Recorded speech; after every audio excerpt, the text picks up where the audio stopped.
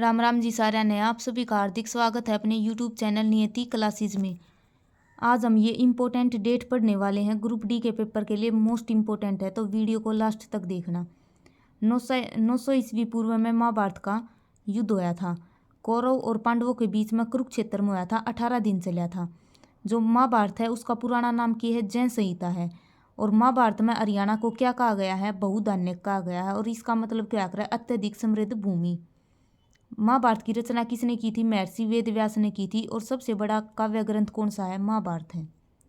1037 में अस्सी का युद्ध होया था। मसूद और कुमारपाल देव के बीच में होया था। 1191 में तराइन का प्रथम युद्ध होया था। पृथ्वीराज चौहान और मोहम्मद गौरी के बीच में होया था। और इसमें विजय किसकी हुई थी? पृथ्वीराज चौहान तृतीय की हुई थी। 1192 में तराइन का दूसरा युद्ध होया था। यो भी पृथ्वीराज चौहान और मोहम्मद गौरी के बीच में हुआ था। और इसमें मोहम्मद गौरी जीत गया था। इसमें जो पृथ्वीराज चौहान का सेनापति था जो जयचंद, उसने धोखाधड़ी करी थी और इस वजह से मोहम्मद गौरी जीत गया था। और यो धोखाधड़ी क्यों करी थी? क्योंकि पृथ्वीराज चौहान ने उसकी पुत्री संयोगिता से भागकर विवाह कर लिया था। और पृथ्वीराज चौहान को पिथौरा भी कहा जाता है। और इस पर एक पुस्तक लिखी गई थी, पृथ्वीराज रासो, चंद्रबरदाई ने लिखी थी। चंद्रबरदाई पृथ्वीराज चौहान का दरबारी कवि था। ये पेपर में पूछा जाया करे। 1215 में तराइन का तीसरा युद्ध होया था। इल्तुतमिश और यलदोजा के बीच में होया था। जो इल्तुतमिश है वो गुलाम वंश का वास्तविक संस्थापक माना जाए। गुलाम वंश की स्थापना तो 1206 में कुतुबुद्दीन ऐबक ने की थी। अगर वास्तविक पूछे तो इल्तुतमिश होगा। 21 अप्रैल 1526 को पानीपत का प्रथम युद्ध आया था। बाबर और इब्राहिम लोदी के बीच में होया था। जो लोदी वंश का अंतिम शासक कौन था? इब्राहिम लोदी था। और लोदी वंश की स्थापना किसने करी थी? बहलोल लोदी ने करी थी। अगर हम बाबर की बात करा तो इसमें विजय किसकी हुई थी? बाबर की हुई थी।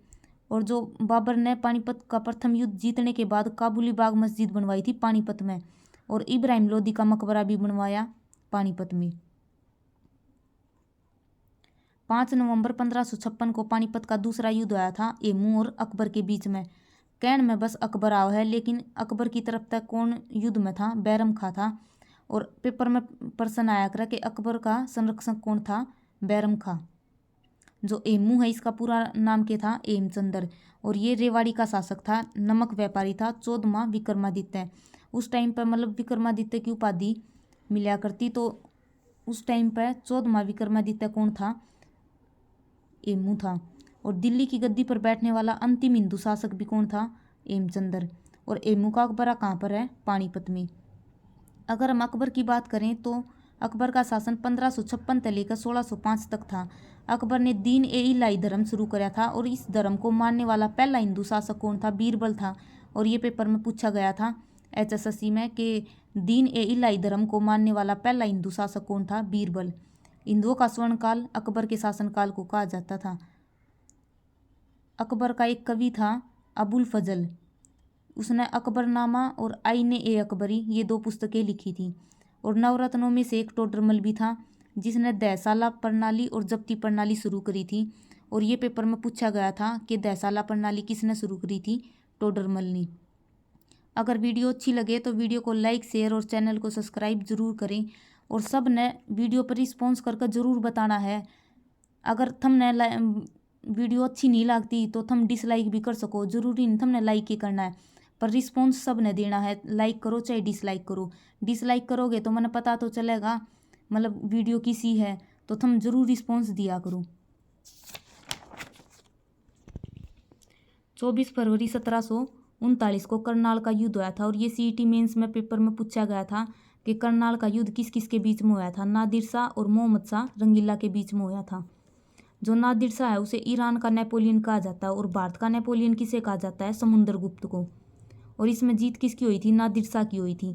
और जब नादिर शाह भारत वापिस जाने लग रहा था तो वो अपने साथ के लेकर गया था, एक तो कोहिनूर हीरा और दूसरा था मयूर सिंहासन। जो ये मयूर सिंहासन है इसका दूसरा नाम है तख्त ए ताउस। और इसका निर्माण किसने करवाया था? शाहजहां ने करवाया था। मयूर सिंहासन पर बैठने वाला पहला राजा भी कौन था? शाहजहां। और अंतिम राजा कौन था? मोहम्मद शाह रंगीला। 14 जनवरी 1761 को पानीपत का तीसरा युद्ध आया था। किस किस के बीच में हुआ था? मराठों और अहमद शाह अब्दाली के बीच में हुआ था। और मराठों की तरफ नेतृत्व किसने कराया था? सदाशिवराव ने कराया था। और मुगलों ने कराया था अहमद शाह अब्दाली के बीच में के साथ, और ये जीत भी गए थे अहमद शाह अब्दाली। और जो काला अम्ब स्थान है वो पानीपत के तीसरे युद्ध से संबंधित है। काला अम्ब और काबुली बाग मस्जिद है जो वो पानीपत के पहले युद्ध के बाद बनवाई गई थी अकबर ने। 324 तक 232 तक हरियाणा पर मौर्यों का शासन रहा था। और सीईटी मेंस में यो क्वेश्चन पूछा गया था कि मौर्यों का शासनकाल कब आया था, वो भारत में पूछ रखा था, लेकिन यो हरियाणा का है तो उसमें आंसर कितना था? 322 में मौर्यों का शासन शुरू हुआ था। मौर्य वंश की स्थापना मतलब किसने करी थी? चंद्रगुप्त मौर्य ने करी थी। नंद वंश के अंतिम शासक धनानंद को हराकर मौर्य वंश की स्थापना की गई थी। और इसमें इसकी हेल्प किसने करी थी? चाणक्य ने करी थी, कौटिल्य। और इसकी एक पुस्तक भी है, अर्थशास्त्र। और चंद्रगुप्त मौर्य के बीच के शासनकाल में मतलब एक यात्री आया था मैगस्थनीज, उसकी पुस्तक पूछी जाया करे इंडिका। मैगस्थनीज की पुस्तक कौन सी थी? इंडिका। और चंद्रगुप्त मौर्य है उसकी मृत्यु की तो हुई थी कर्नाटक के स्वर्णबेलगाला में। 590 ईस्वी में हर्षवर्धन का जन्म हुआ था। 606 में हर्षवर्धन का राज्याभिषेक हुआ। और 629 ईस्वी में चीनी यात्री एवेनसोंग भारत में आया था हर्षवर्धन के शासनकाल में। 634-35 ईस्वी में चालुक्य वंश का राजा था पुलकेशिन द्वितीय। इसके साथ हर्षवर्धन का युद्ध हुआ था नर्मदा नदी के किनारे। और इसमें जीत किसकी हुई थी? पुलकेशिन द्वितीय की हुई थी। और हर्षवर्धन की 3 पुस्तकें हैं, पूछी जाया करें, नागानंद, रत्नावली और प्रियदर्शिका। 635 से लेकर 644 तक जो एवेनसोंग है वो थानेसर में रहा था। और 647 में हर्षवर्धन की मृत्यु हो गई थी। जो हर्षवर्धन है उसने अपनी राजधानी के बनाई थी? थानेसर बनाई थी। और थानेसर को मुगलों का द्वीप कहा जाता है। थानेसर में शेख चिल्ली का मकबरा है। और 1958 में जो शेख चिल्ली का मकबरा इसने हरियाणा का ताजमहल कहा जाएगा। 1958 में राष्ट्रीय इमारत घोषित कर दिया था शेख चिल्ली का मकबरा। और शेख चिल्ली का मकबरा किसने बनवाया था? दारा सिकों ने बनवाया था।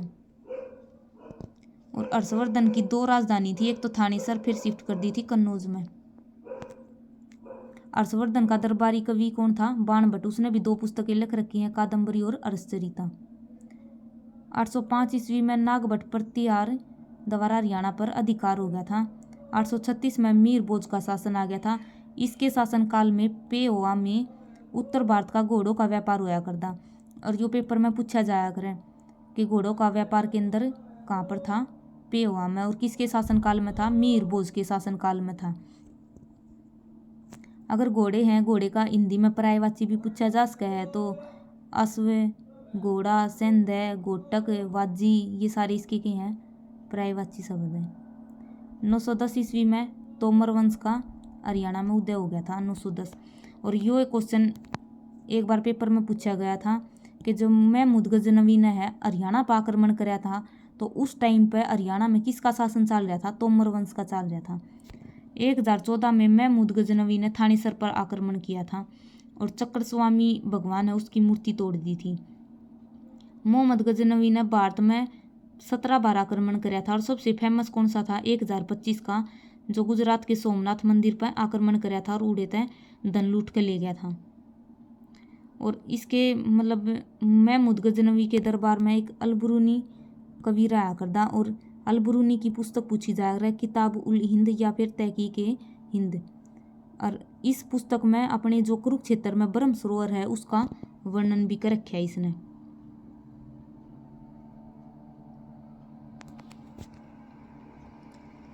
बारह सौ 6 में हरियाणा पर गुलाम वंश का शासक हो गया था कुतुबुद्दीन ऐबक। यानी कि 1206 में गुलाम वंश की स्थापना की थी। इसने ममलूक वंश भी कहा करें। कुतुबुद्दीन ऐबक ने कुतुब मीनार की नींव रखी थी, लेकिन उसकी बनवाया किसने था? इल्तुतमिश ने बनवाया था।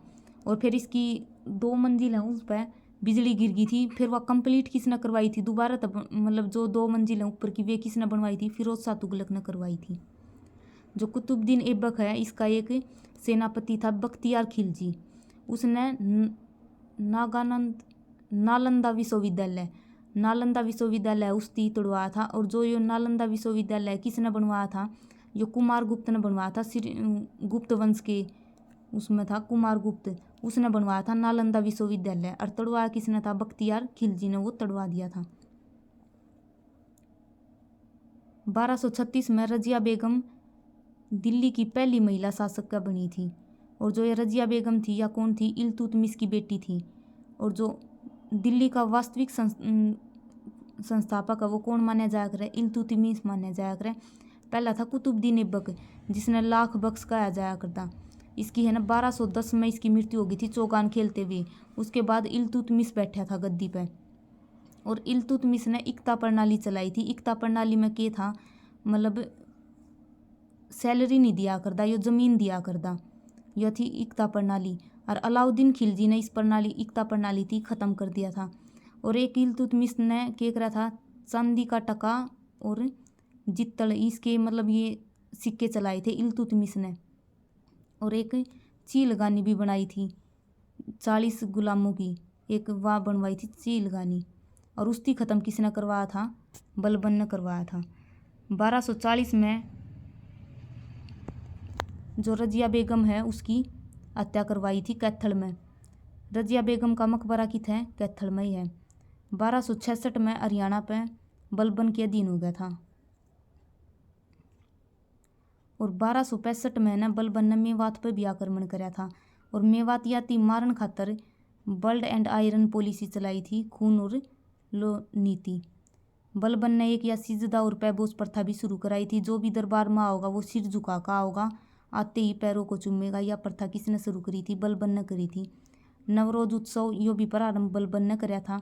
और जो बलबन है दिल्ली की गद्दी पर किस नाम से बैठा था? गयासुद्दीन बलबन के नाम से बैठा था। बलबन ने गुरुग्राम में गोपालगिरी का दुर्ग बनवाया था। और जो तुर्कान ए चीलगानी था जिसका निर्माण किसने कराया था? इल्तुतमिश ने कराया था। लेकिन इसका विनाश किसने कराया था? बलबन ने कराया था। 1290 हरियाणा पर खिलजी वंश का अधिकार हो गया था। खिलजी वंश है इसकी स्थापना तो किसने करी थी? जलालुद्दीन खिलजी ने। लेकिन मुख्य शासक कौन था इसका? अलाउद्दीन खिलजी था। सबसे अधिक मंगोलन आक्रमण इससे के कार्यकाल पर कराया था। और पेपर में यो क्वेश्चन पूछा जाया करे, किसके शासनकाल में मंगोलों ने सबसे अधिक बार आक्रमण कराया था? अलाउद्दीन खिलजी ने। जो मूल्य नियंत्रण प्रणाली है वह किसने चलाई थी? अलाउद्दीन खिलजी ने चलाई थी। जो बाजार में कोई भी धोखाधड़ी करे है तो उसका मांस मतलब शरीर में तय कोई भी मांस का टुकड़ा काट लिया करता है, यानी कि पूरा पूरा वो करना है। मूल्य नियंत्रण प्रणाली। अलाई दरवाज़ा, सीरी का किला, ये किसने बनवाए थे?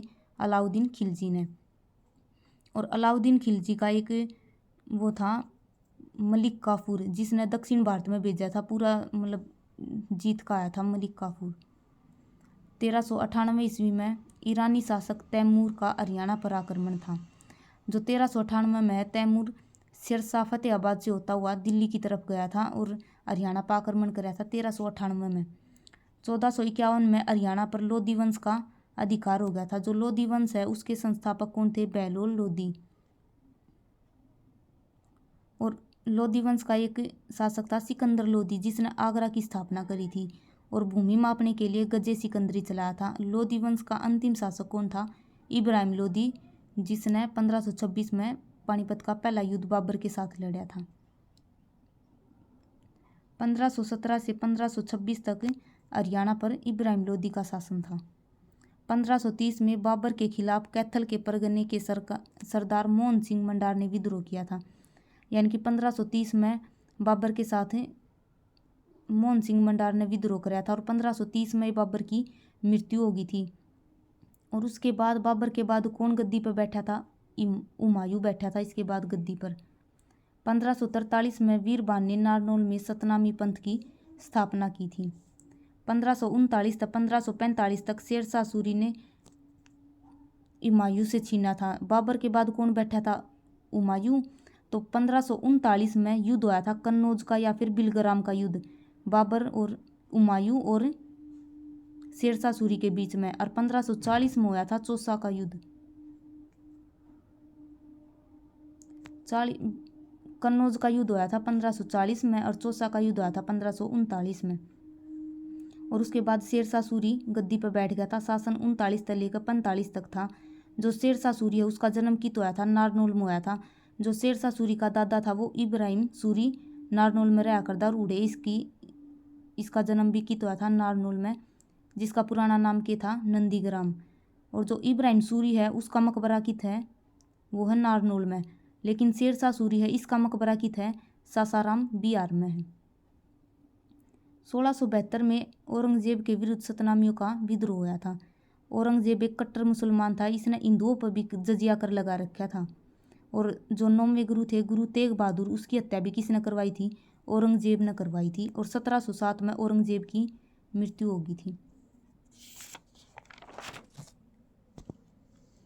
1756 से 57 हरियाणा पर मराठों का अधिकार हो गया था। 1756-57 में 1764 में नजीबुद्दौला द्वारा हरियाणा पर अधिकार। 1789 महादजी सिंधिया का हरियाणा पर अधिकार। पेपर में यो क्वेश्चन पूछा गया था कि जो महादजी सिंधिया है उसका हरियाणा में शासनकाल कब तक रहा था। 89 से 94 तक रहा था और उसके बाद दौलत राव सिंधिया आ गए थे।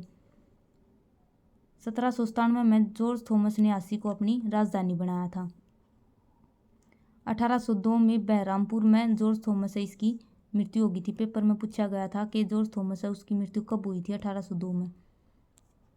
1803 में सुरजीअंजन गांव की संधि हुई थी दौलत राव सिंधिया और अंग्रेजों के बीच में। और 1803 में फिर इसने अंग्रेजों का अधिकार आ गया था अपने हरियाणा में। और ये क्वेश्चन सीईटी मेंस में पूछा गया था कि कौन से ईयर में अंग्रेजों ने हरियाणा को 2 भागों में बांट दिया था 1805 में। और 1809-10 में पूरे हरियाणा में अंग्रेजा का राज हो गया था। 1814 में क्या हुआ था जींद का विद्रोह और उसका ब्रिटिश ईस्ट इंडिया कंपनी के खिलाफ विद्रोह आया था यो। और किसने नेतृत्व कराया था प्रताप सिंह ने। 1818 में छछरौली का विद्रोह जोध सिंह ने नेतृत्व किया था। और रानिया का विद्रोह में जाबित खान ने 1818 में हुआ था। 1824 में किसानों का विद्रोह सूरजमल ने कराया था नेतृत्व। और किसानों का अफलातून किसे कहा जाता है सूरजमल को। 1835 में बनावली का विद्रोह हुआ था, गुलाब सिंह ने इसका नेतृत्व किया था। 1843 में कैथल का विद्रोह गुलाब सिंह साहिब कौर और सूरज कौर। 1845 में लाडवा का विद्रोह हुआ था, अजीत सिंह ने इसका नेतृत्व किया था। 1858 में हरियाणा का पंजाब में विलय कर दिया गया था। और 1873 में रेवाड़ी जंक्शन में हरियाणा की पहली ट्रेन चली थी और ये सबसे बड़ा था रेवाड़ी जंक्शन। 1873 में ट्रेन चली थी रेवाड़ी में सबसे पहला दिल्ली से रेवाड़ी तक। अगर वीडियो अच्छी लगे तो वीडियो को लाइक शेयर और चैनल को सब्सक्राइब जरूर करें। और अगर किसी ने रिवीजन करना है तो 22 के 22 ज़िले हरियाणा करंट अफेयर और हरियाणा जीके की सारी वीडियो मिल जाएंगी, उस पर जाकर अपना रिवीजन कर लो। टाइम तो है नहीं, परसों का सबका पेपर है, तो सारा ने ऑल दी बेस्ट।